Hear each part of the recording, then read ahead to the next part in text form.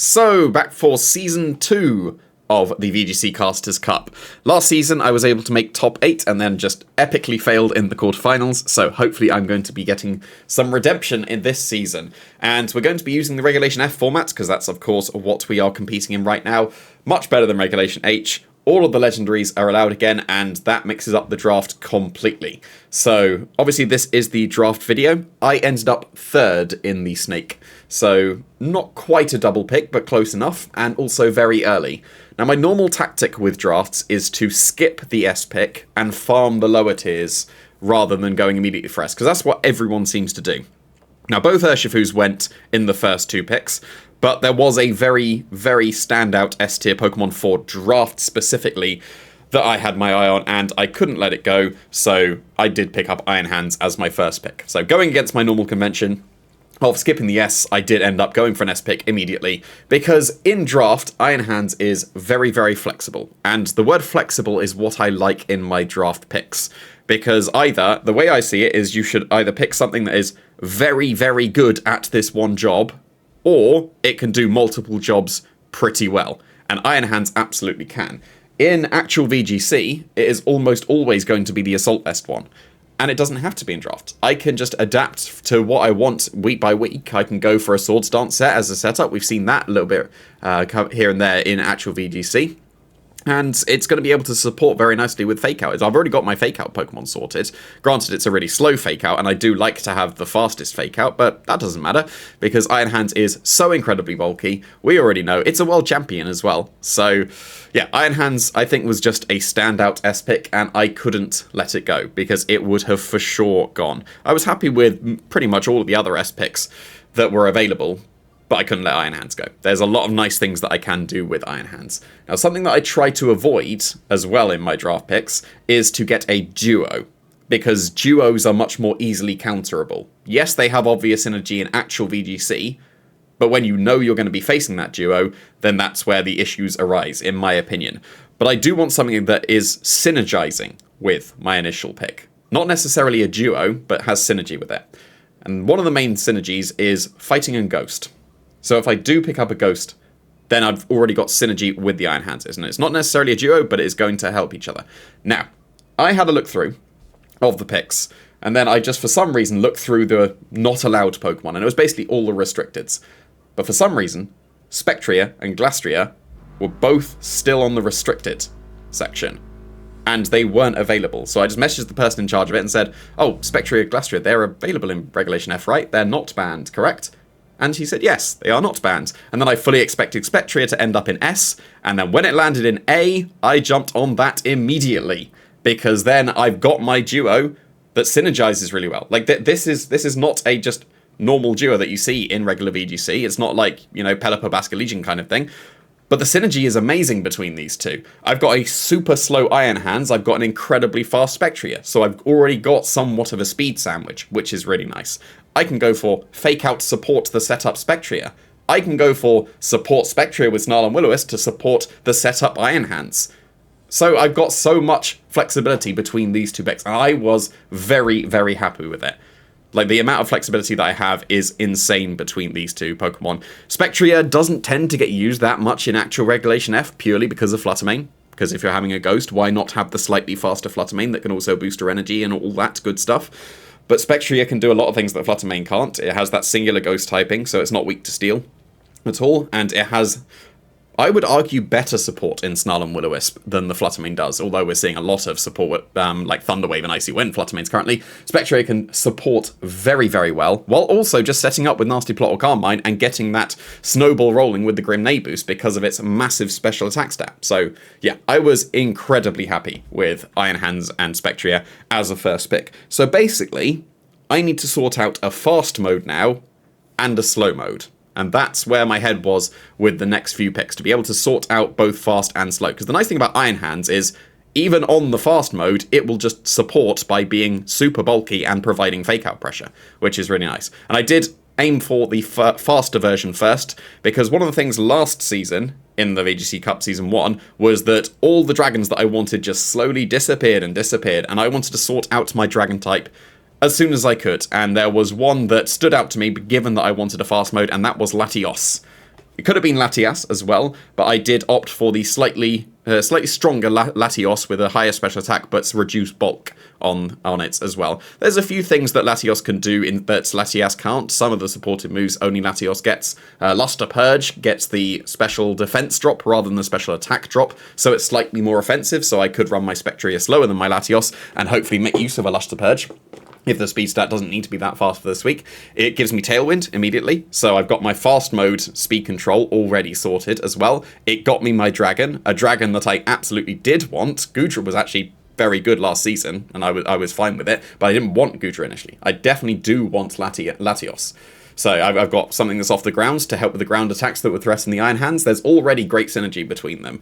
So yeah, really happy with Latios as my main Tailwind setter. I've got another Pokemon that can set Tailwind, but this was the intention of, here's my Tailwind setter. So then I now wanted to sort out, again, my slow mode. I don't necessarily have to get everything sorted all in one go. I can go my 2 paths separately and then come back together as I get my last few picks going. So again, I wanted a slow mode that would help with the Iron Hands. Now, as I already mentioned, Spectrier and Glastrier were in the restricted part, and then when they were put back on, I was fully expecting them both to go into S. And when Spectrier went into A, I jumped on it. And when Glastrier went into B, I also immediately jumped on that. Because the amount of bulk that this Pokemon has does not deserve a B tier in my pick. So I think that I picked the best of the B tiers in this Glastrier. And now I really do have a Trick Room mode completely sorted. Because I've got the Electric type Iron Hands and I've got the Ice type Glastrier. And both of them have incredibly high attack stats. They will be able to sweep in Trick Room, hopefully very comfortably, while not even needing to be in Trick Room because they are so bulky. So I'm incredibly happy with these first 4 picks. The synergy that I've already got is very nice. There's no standout, these two are a duo that you see in Regulation F. But everything works together so far. It's really nice. I've got a fast mode already sorted that I can add to. I've already got a slow mode sorted that I can add to. I haven't got anything that's kind of middling speed yet, though. Now, the next thing that I was looking at, and obviously this is oversimplified, I was looking at a lot of things, but I was trying to work out what fire type I had, or was going to have, and there were a few things that I could have gone for, and it was at this point that if I commit to one of them, then that commits me to what else I'm going for with the rest of the draft. So, Moltres. That's what I went for. You don't tend to see Moltres itself in actual VGC. If it's the fire flying type, it's usually Talonflame to get that Prankster Tailwind. But this also gives me Tailwind as well, so I don't need to rely on my Latios now to be the Tailwind setter. This can absolutely do it as well, while also actually being super bulky. Like 90-90-85 is incredibly reasonable, and I can completely bulk it out. And yeah, it's got legendary stats. I've basically got legendary Pokemon, if you count Paradox Pokemon as legendary Pokemon, all so far. So the amount of stats that I just have on my team is very nice. Fire Flying is a good typing. Now, I try to avoid quad weaknesses if I can help it, because in draft you can just say, hey, I'll just put Stone Edge on this random Pokemon that won't normally carry Stone Edge and hit the Moltres. Obviously, we do have Terrestrialization that is going to be able to help with that, but actually, Fire Flying is a pretty decent typing both offensively and defensively. It's yet another Pokemon that's off the grounds to help the ground weakness with my Iron Hands, because that's probably the main focus if it is one of my S picks. And you have to be wary of attacking the Moltres itself because of the Flame Body. So that's going to add to the bulk of the team if I do catch some burns by the physical Pokemon hitting the Moltres. So I was very happy with this. It's reasonably fast, but not too fast, so I can go for that middling speed that can actually make use of Trick Room if I do need to. And speaking of Trick Room, I do want to make sure that I do have a reasonable Trick Room setter, and I had one in mind, and it was at this point that I thought I needed to get it, and it was actually kind of a good thing I did, because I did choose Executor Alola, and Executor Kanto was immediately picked, like literally the next pick afterwards. So eyeing this up at this point, I think was the correct decision, because now my Trick Room mode is completely sorted. I can add to the Trick Room mode if I do want to, but Iron Hands, Glastrier, and Executor in itself is a very solid Trick Room mode. The lowest attack stat that I have out of those three is 125, and that's still really good with Executor as its main attacking stat, that is. So Executor itself can set Trick Room and then sweep. It can set Trick Room to allow the Iron Hands and Glastrier to sweep. Iron Hands can Fake Out to allow Executor's Trick Room. So my Trick Room mode, I think, is just completely sorted now. I don't necessarily need to add to it, But additions will always be welcome. But this, again, this is a Pokemon that doesn't necessarily need to click Trick Room. It's got Harvest, I can give it a Citrus Berry, I can bulk it out, and theoretically make it unkillable as well. So, very, very happy with this Executor. And I've got a second dragon. So that's quite amusing that last season I got a dragon I didn't want, and now I've got 2 dragons that I did want. So I was very happy with that. Another thing that I like to mention when it comes to draft is the concept of budget Pokemon, where you won't see this Pokemon ever in actual VGC because there is just an upgrade to it. But it does the same job, slightly worse, but the same job. And Grimmsnarl Spectrier is a very, very solid pairing in actual VGC. So I went for Baby Grimmsnarl as my E-pick. I was always going to pick this as my first E-pick that I do have available, and I'm very, very happy with it. Its bulk is awful, but that's what a Focus Sash is for, right? Or it's what an Eviolite is for. Now, if I do go with dual screens, like Grimmsnarl does like to do, and I give Eviolite rather than like Clay on the Impidimp, it's actually bulky enough. So that would be perfectly fine. So like I've said, this is budget Grimmsnarl. It's very budget Grimmsnarl, but it does pretty much everything that Grimmsnarl does apart from Spirit Break while being way less bulky. But that's acceptable. That's the whole point of draft. Budget Pokemon are incredibly useful. So this gives me a second Fake-Out Pokemon if necessary. It gives me all the support of the Grimmsnarl. I can dual screen, but I can also do that Thunder Wave spam. That gives me an alternate mode of speed control. So I've got Trick Room, I've got Tailwinds twice, I've got Prankster Thunder Wave, which is also going to count as speed control. So I was very, very happy with Impidimp as my E-pick. I was debating leaving it longer, but given how sold I was on Impidimp, and at this point in the draft, people were going to start eyeing up their E-pick, I just wanted to make sure that I wanted it. Well, not wanted it, made sure I had it. So, now we're going into the lower down picks, the C picks. And there was one Pokemon that I looked at, saw that I thought it was the strongest of the C picks by a mile, but disregarded it because it shared a typing with my first pick in Iron Hands. But then we got to this point in the draft and it's still not gone for some reason. And other people disagree with me that Iron Thorns is the best of the C picks.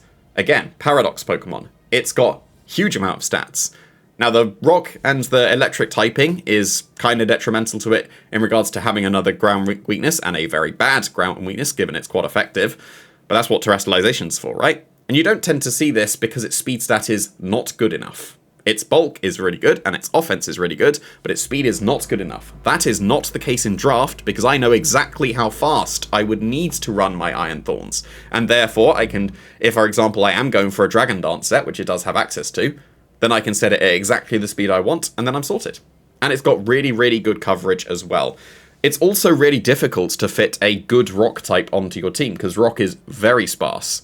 And Iron Thorns, I think, is one of the best rock types that there is, because you don't tend to see too many. So now my rock type is sorted. Yes, I do share the electric typing, but I've already got 2 dragons. That's fine. You can get crossover types. I do like to try and get every single type on my team if I can help it, but yeah, very happy with Iron Thorns. I wasn't expecting to go for it because I thought that it would just go, because it's the best of the C picks in my opinion.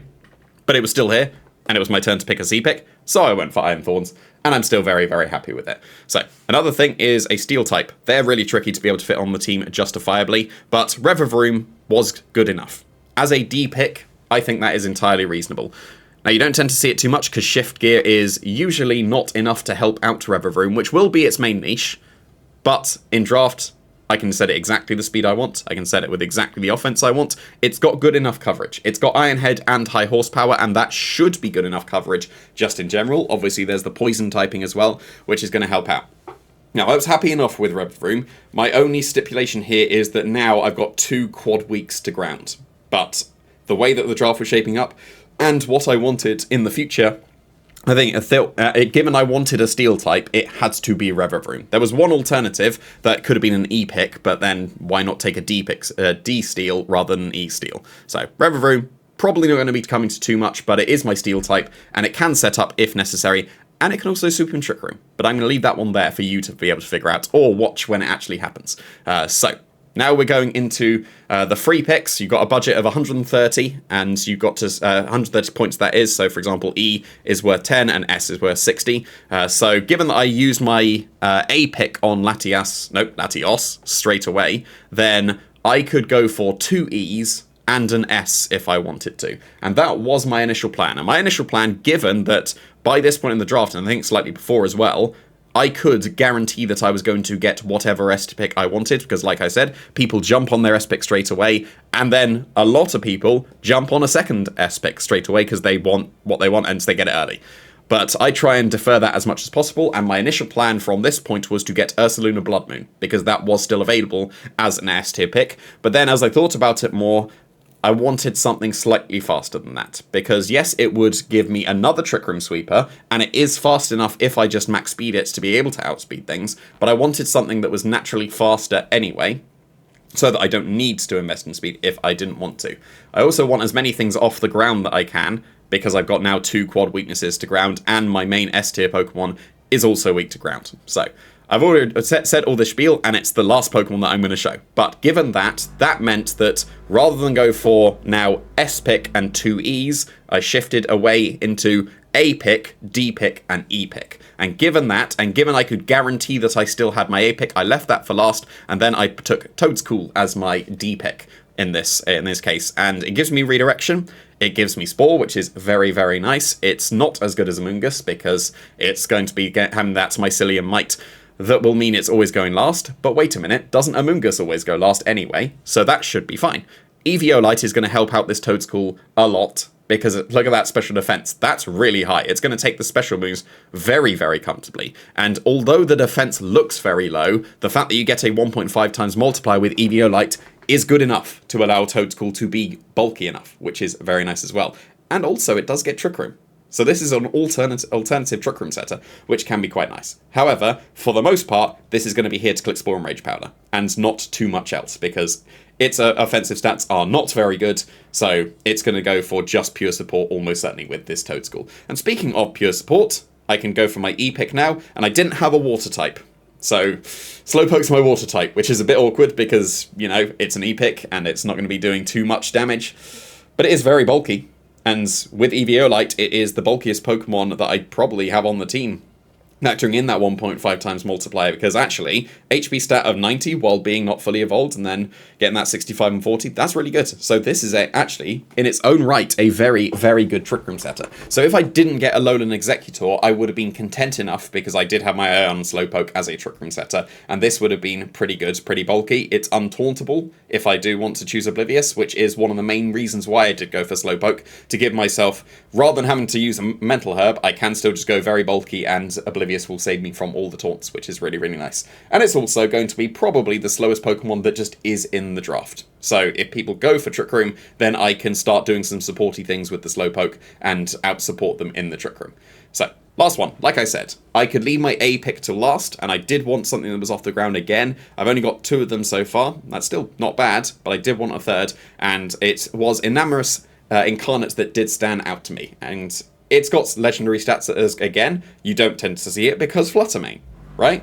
Like, a lot of these things, like Spectrier, you don't see because Fluttermane. Enamorus, you don't see because Fluttermane. And so on and so on. But this is draft, and I don't have a Fluttermane, so I'm going to be able to make use of Enamorus, I think, very well. Here is a third Tailwind setter. So my speed control is really, really good on this team. So Moltres can set Tailwind, Executor can set Trick Room, Impidimp can spam Prankster Thunderwave, Latios can go for Tailwind, Toedscool can go for Trick Room, Slowpoke can go for Trick Room, Enamorus can go for Tailwind. I should be sorted with speed control. And I did want a Pokemon that was faster than, like, noticeably faster than Ursaluna Bloodmoon. 106 is very fast. Maybe not in actual VGC, but this is draft. I can tailor the speed to exactly what I want. And Contrary is a really, really nice ability as well. If they've got an Intimidate Pokemon that you're facing, that might just dissuade them from being Intimidate, because they don't want to activate your Contrary and give you a +1 boost instead.